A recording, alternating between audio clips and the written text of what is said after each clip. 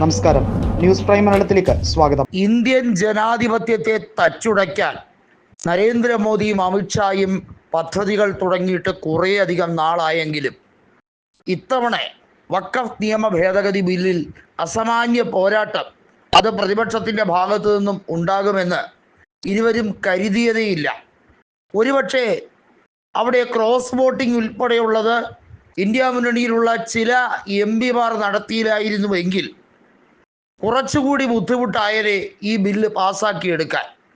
രാഷ്ട്രപതി ദ്രൗപദി മുർമു ഒപ്പുവെച്ചതോടുകൂടി നിയമമാകുമെങ്കിലും പ്രതിപക്ഷത്തിൻ്റെ ഈ പോരാട്ടം അത് കൃത്യമായും ചരിത്രത്തിൽ എഴുതപ്പെടേണ്ട ഒന്നാണ്.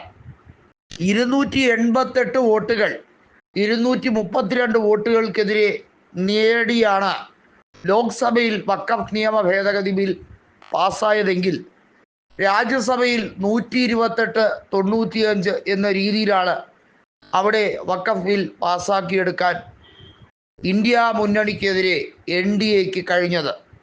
ഇന്ത്യ മുന്നണി പതിവിലും ശക്തമാണ് എന്നുള്ള ഒരു സന്ദേശം ഈ ബിൽ പാസ്സാക്കിയെടുക്കുന്നതോടെ ലഭ്യമായി കഴിഞ്ഞിരിക്കുന്നു. എപ്പോൾ വേണമെങ്കിലും NDAയുടെ കേവല ഭൂരിപക്ഷം നഷ്ടപ്പെട്ടേക്കാം. BJP ഒറ്റയ്ക്കല്ല ഭരിക്കുന്നത് എന്നതുകൊണ്ട് തന്നെ പല കാര്യങ്ങളും മുന്നണിയിൽ ചർച്ചയാകാത്തത് ഒരു കല്ലുകടിയായി NDAക്കുള്ളിൽ മാറിക്കഴിഞ്ഞിരിക്കുന്നു. TDPയുമായി കാര്യമായി ആലോചിച്ചിട്ടല്ല ഈ ബിൽ അവതരിപ്പിച്ചത് എന്നുള്ളത് വ്യക്തം. ഐക്യജനതാദളിനോട് പറഞ്ഞതല്ലാതെ മുന്നണി യോഗത്തിൽ കാര്യമായി അവരെ പങ്കെടുപ്പിച്ചില്ല. ഇത്തരത്തിലുള്ള ചർച്ചകൾ നടക്കുമ്പോൾ ഇത്തരത്തിലുള്ള ബിൽ അവതരണ സമയത്ത് സഖ്യകക്ഷികളുടെ അനുമാനം എന്തായിരിക്കണം എന്നത് BJPയെ സംബന്ധിച്ചിടത്തോളം ഇനി നിർണായകമാണ്. ഡീലിമിറ്റേഷൻ നടപടികൾ NDA അംഗീകരിക്കില്ല എന്നുള്ളത് ഉറപ്പാണ്.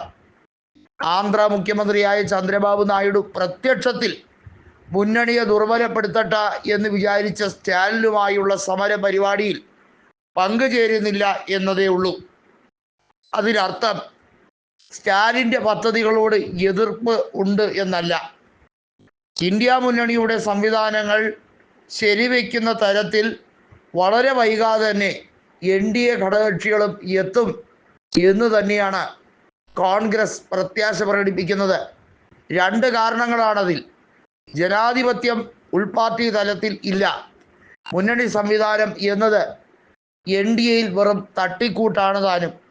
ഇന്ത്യ മുന്നണിയെ കളിയാക്കുമ്പോഴും ഇത്രയും പാർട്ടികളുടെ ഒരു കൊളീജിയം ഉണ്ടായിട്ട് പോലും പാർലമെന്റിൽ ഒരു ശക്തമായ ഫോഴ്സായി അവർ നിൽക്കുന്നു.